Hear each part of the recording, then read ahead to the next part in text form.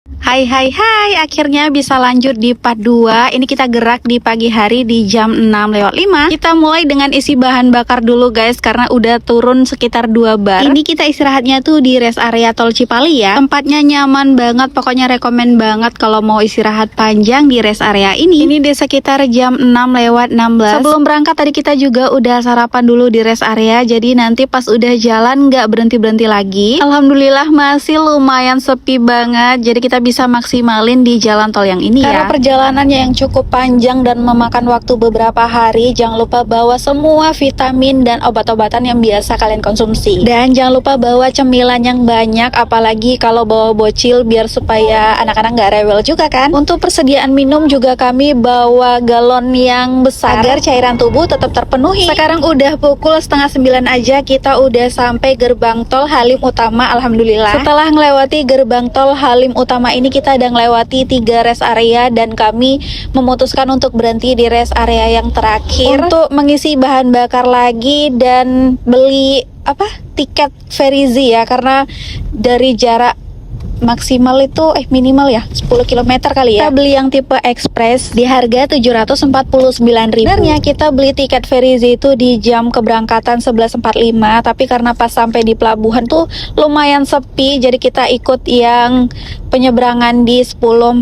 Alhamdulillah ya, nggak ngantri. Karena kita datang di detik-detik kapal mau berangkat, jadi kita dapat di akhir-akhir. Jangan lupa di kapal bawa cemilan biar supaya kalian nggak kelaparan, karena lumayan cukup panjang, sekitar 2,5 jam sampai 3 jam gitu ya kalau ombaknya lumayan.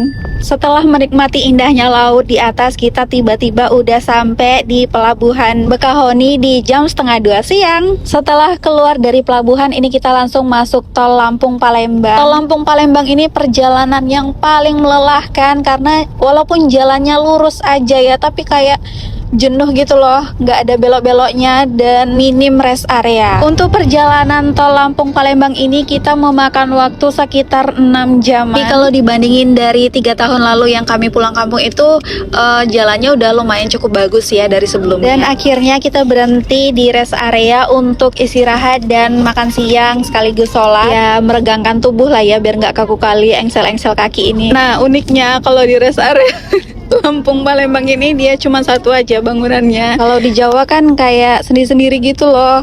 Di 5:30 sore kami juga masih di tol Lampung Palembang. Di jam 6:30 malam ini kami berhenti lagi sekalian makan dan sholat maghrib.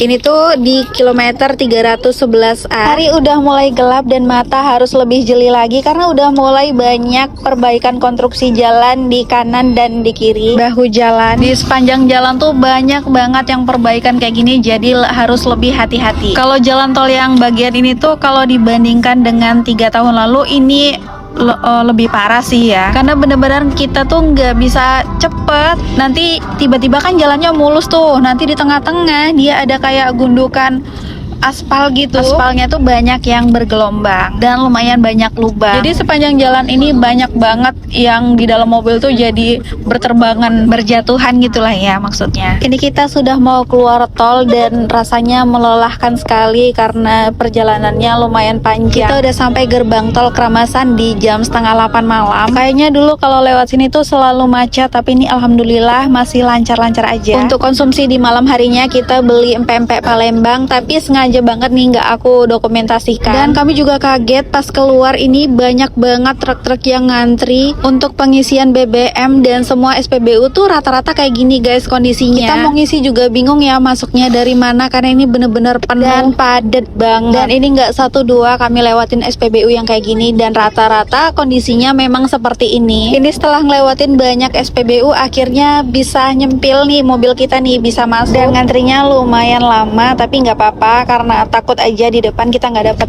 galon lagi, nggak dapat SPBU lagi maksudnya. Udah di jam 9 kurang, ini udah tantangannya udah mulai terasa ya, karena banyak banget truk-truk dan jalanannya juga bergelombang. Kami juga banyak banget kejebak karena jalannya nggak kelihatan. Pokoknya di sini skill ketelitian dan kejelian mata itu teruji banget. Kan kayak aku kernet magang ini juga harus bener-bener ikut ngeliatin juga. By the way, ini tuh perjalanan Palembang Betung. Ini kondisi jalannya juga parah banget. banget sih, bergelombang dan bener-bener nggak bisa cepat. Kalau mau cepat kita harus berani mendahului mobil-mobil truk yang besar-besar itu. Ini kita ketemu SPBU lagi dan semua kondisinya sama, bener-bener penuh padat, nggak tahu mau lewat dari mana. Makanya kalau bisa di sini tuh bensin jangan sampai rest banget. Minimal udah turun setengah kita udah wajib lah cari-cari ngelirik-ngelirik SPBU yang lumayan kosong. Ya beginilah ya kondisi jalanan lintas Sumatera, kanan kiri truk-truk. Juga harus lebih berhati-hati kalau lewat di sini. Karena kondisi truknya juga lumayan ngebut. Apalagi kalau truknya itu nggak bawa muatan sama sekali, itu beneran mereka tuh nggak pelan-pelan sama sekali guys. Jadi tantangannya bukan cuma melewati truk-truk, tapi jalanannya yang super amat bergelombang. Sekarang udah di jam 10 malam dan kita memutuskan untuk menginap di Hotel Betung Palembang. Jangan lupa kalau di daerah sini cari